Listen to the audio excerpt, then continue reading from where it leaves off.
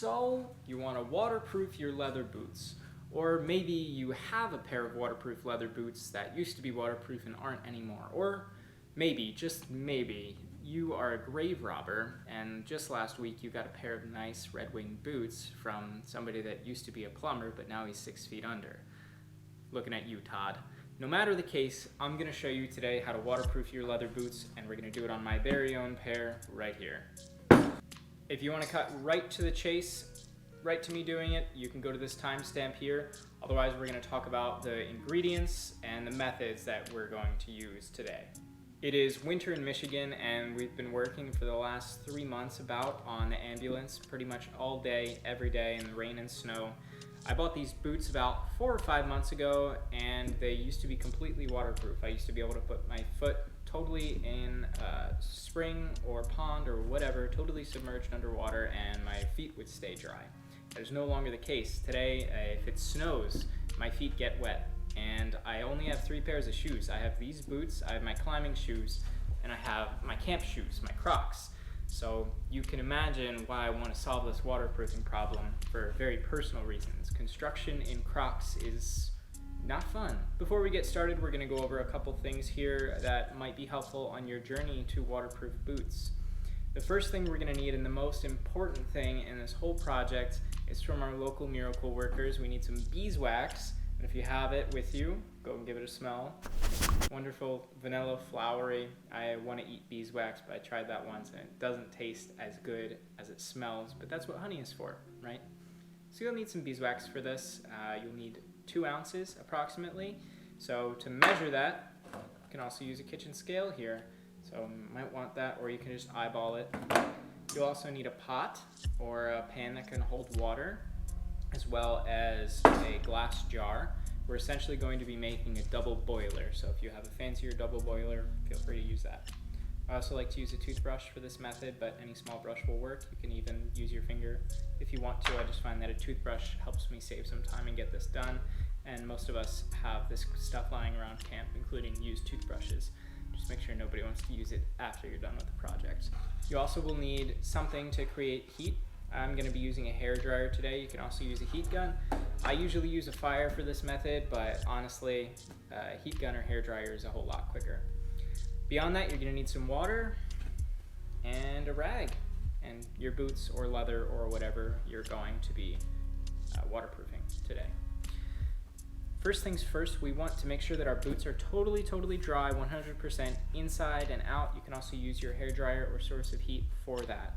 My boots are a little bit dirty because I've been wearing them for a long time, and we need to clean them. So you can use soap and water, you can just use water, but I prefer to use Fiebling saddle soap.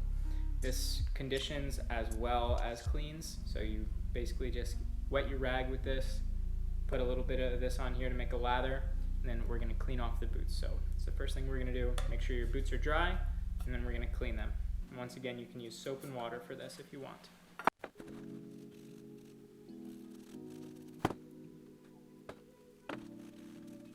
And while you're doing this, you're probably going to see that because of the grain of the leather and the bend of the boot, you're going to get some spots that like to stay dry, just like this little crevice here. Just manipulate the shape of your cloth or brush or whatever you're using for this to make sure everything gets cleaned off. And it's important to clean this very well, because if we don't clean this well, then our beeswax will not stick. It's going to stick to the dirt.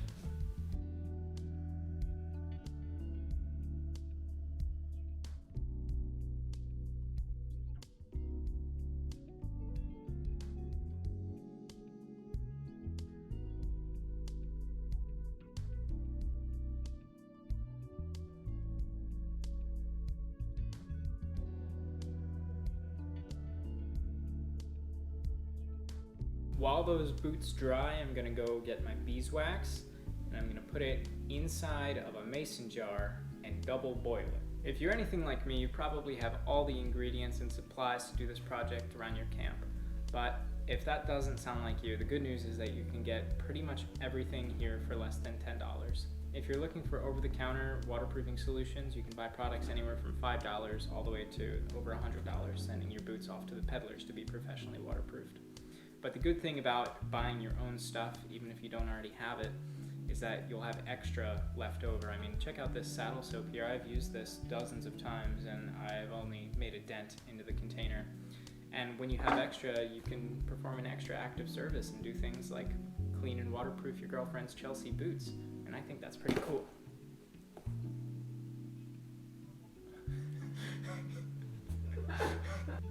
Well, here we are. I've just melted down about 50 grams or about 2 ounces of beeswax in a double boiler. To do the double boiler, all I did was put this mason jar in a pot of boiling water, put the beeswax inside of the mason jar, let it boil for a couple minutes, and your beeswax will be liquidated. We want it to be totally liquid, all right? Just for a moment, I want to reinforce that your leather has to be clean and dry. Take a look at these boots real quick and take a look at whatever you're working on. You can see some spots here where it looks like maybe a bit of dry dirt. It's not actually that, but instead this is dehydrated leather, and if you leave it dehydrated like this for long enough, it'll crack, and then cracks definitely aren't waterproof, right? So the solution we're gonna use today is a solution that works on anything as long as it's old and leathery, even old people. We really, really do need these to be cleaned. I cannot stress that enough, otherwise this method will not work. Clean and dry. People ask me all the time, Cedar, what is leather? Well, leather is skin, and skin has pores, right? So if those pores are full of dirt, then we can't get anything else in there. We want beeswax in those pores. It's just like moisturizing with coconut oil or lotion or something, right? You want to wash the skin first, because otherwise when you moisturize, whatever you're trying to moisturize with won't get into your pores. Instead, it'll just reinforce the area above the dirt, and it'll trap the dirt inside there, and that's not what we want to do, because dirt is not waterproof. Dirt is water soluble. So when water goes into the dirt, it makes, we know this answer, it makes mud, right? So the water will travel through the path of the mud down into your leather, and then eventually into your socks, and then your insole and your foot. And that's what we're trying to avoid today. So we're going to use something that is not water soluble. We're going to use beeswax. Beeswax is water repellent. Once we got some beeswax on there, we're just going to put it on the face here, and you can see how it dries up pretty much right away once it hits the cooler air. That's all room temperature. So we're just going to smear that around there while it's still nice and hot before it cools off. And inside of my pot over here, what I've done is I've kept the water in there, the water that I boiled it in. And that way, the water is going to gradually cool down. Yes, of course it will. But what it's going to do is it's going to keep the beeswax hot while it does that. And as you do this, you're going to notice that there's a whole lot of cracks that are starting to show through everything here. And you really want to make sure you're manipulating that leather with your hand underneath. My hand's inside here. You're going to buff out those cracks here. You're going to shove wax as deep into those cracks as you can get. And I know this is ugly. I know it looks like the general manager of Krispy Kreme got a hold of your boots here and is covering them with vanilla glaze, but I promise you they will not always look like that. It's just part of the process. You got to trust me here a little bit, okay? Just asking for a little bit of trust, okay? We're going to pay special attention to get into those seams there. You can also use your toothbrush or whatever you were using before to do this, but you don't have to.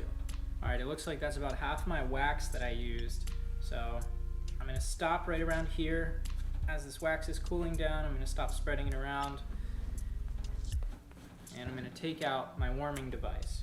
So this is the point where I tell you that it's easier with a hairdryer. This is the point where I tell you that it's easier with a hairdryer or something like that, but you could use a fire. Basically what we're gonna do now is we're just gonna heat this wax. Make sure not to overheat though, don't damage your boots. And we're gonna spread it around with our cloth at the same time. The heat is gonna soften up the wax and allow us to spread it around. So we're gonna work it in circles, and we're gonna work it into the pores by doing that.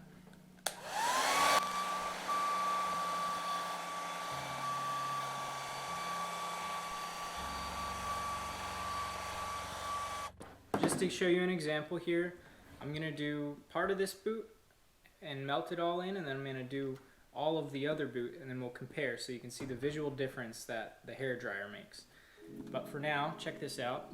I stopped pretty much on this seam line here. So what I've done is I've melted this area and I've rubbed it in with the towel, You can see the visual difference. I mean, isn't that amazing? Once the beeswax is melted, it goes into all the pores as I rub it. And this is completely waterproof now. I'm not gonna pour water on it yet. We'll do that at the end, though it is very tempting. But check that out. I mean, it's even got a shine and a luster to it. It's so beautiful. Beeswax is just absolutely amazing. And I'm gonna continue on this one, and we'll take a look at it in a couple minutes.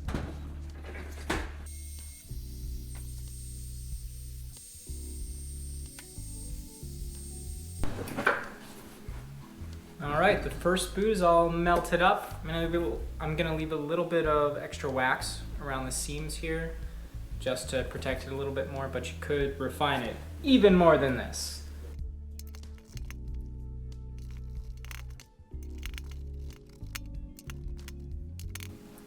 Traditionally, this waterproofing method is either done like this or it's done with mink oil, but I'm vegan, so we're not gonna use mink oil. You can always, if you're gonna go with a vegetable-based oil, I definitely recommend coconut oil. You can buy it pre-fractionated if you want, but it's a lot more expensive that way. You can fractionate it at home if you want. All you need to do is boil it. Basically, you just boil it and let it go down to room temperature, and that will fractionate the oils inside. By letting it cool down to room temperature, you're separating the medium chain fatty acids and the long chain fatty acids. Almost always the long chain fatty acids have a higher melting temperature than the medium chain, so it'll kind of separate almost as if you were going to add oil to water, that kind of thing. And then at the end of it, you'll have liquid coconut oil and you'll have solid coconut oil, both of which are a fraction of each other. So now I've pretty much got the first coat on the second one here. You can do 2 coats as I'm doing, or you can just do 1, or you can do 30 if you want. But check out that difference. These both have pretty much the same amount of beeswax on them. And this side is once you melt it all and rub it in, and this side is before you do that. Quite a color difference, quite an appearance difference. I think it looks pretty cool either way, but I also want to stress that this is not a cure-all. This is going to need to be done again and again because you're caring for leather boots. And the more stress you put on your boots, on the waterproofing seams, the more often you're going to have to redo this. I make and sell a lot of leather crafts, and people are often a little bit confused, and they think I might be a little bit hypocritical for being a vegan and using leather at the same time. But I think that's an important conversation to have. So since I have this space, I'm going to say a few words on the subject. It's really interesting to me. If these boots were synthetic and they were also waterproof, as soon as they stopped being waterproof, I'd have to either accept that they're no longer waterproof, or I'd have to continue using the synthetic materials on them. And synthetic materials that waterproof boots are made out of usually aren't very environmentally friendly. A lot of leather products aren't either. But when I do buy leather, I try and buy it used. And if I can't buy it used, I always try and buy it from a humanely sourced and humanely slaughtered animal. And if you buy leather, I think you owe it to that animal's life to make it last as long as you possibly can. And something that I found with leather products that I haven't found with synthetic products is that if you take care of your leather equipment, it's able to last you a lifetime. Just something like this can even be turned into a ritual, and I think that's a little bit of magic right there. But if you are going to buy leather products, make sure that they're sustainably and ethically sourced, and make sure that you take care of them, because otherwise you're not giving the animal that died to give you that product respect. Another really wonderful thing about using leather is that it's all natural, right? I can actually compost my boots if I wear them to the moon and back and totally destroy them. Are your boots compostable?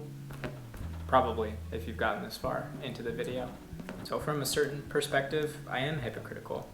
But from my perspective, using sustainably and ethically sourced leather is a whole lot more sustainable than using a lot of the alternatives. And in my world, sustainable generally overlaps with ethical and moral. So from that perspective, I think I'm doing okay. And all the leather equipment that I make and sell, if you're wondering about that, all of that is ethically sourced too. It may not be from a sustainable farm, but it's all cutting room floor scraps. Like my knife sheath here, it's from a cutting room floor. So it's all the pieces that would have gotten tossed out had I not bought them. So it's on my hip now, and it is from an animal, but at least I saved it from the landfill. You can see it just rolls right off the top of the boot. And then I can turn the boot upside down, give it a slap, and it's dry. Bees are amazing. I don't think I need to tell you that twice. And if you want to support your local bees that brought this wonderful, wonderful beeswax to you, you can do a lot of things. You can decrease, or better yet, eliminate your use of herbicides and pesticides on your lawn or with your business. You can plant a local pollinator garden, or if you want to do this project again, or if you haven't even started and you're just watching for fun, you can support your local beekeepers and bees by buying beeswax from them. Believe it or not, beekeepers take care of bees and they harvest your beeswax for you. So thank you for watching. Go plant a local pollinator garden and remember to stay hungry. See you next time. If you have any questions, drop them downstairs and I will try to answer.